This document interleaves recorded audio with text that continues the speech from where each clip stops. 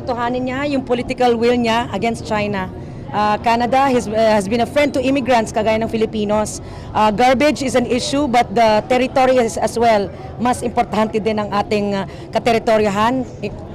Employ his aggressive language din sa China. So, yun again, itong kanyang posturing, sir, you target those who need it more. Yung political will mo against people who take our territory or the countries that take our territory such as China.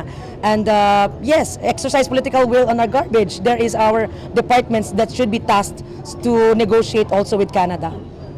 Well, unang-una, yung China sa tingin ko yung kailangan tutukan dahil yung China yung nambubuli doon sa Pilipinas. Kung tunay na kaibigan ni Pangulo yung bansang China, sana makahanap siya ng kompromiso na makakatulong sa mga ordinaryong mamamayan. Yung issue ng pangingisda sa Scarborough, yung issue ng pagpasok ng mga illegal workers dito, yung pagpasok doon sa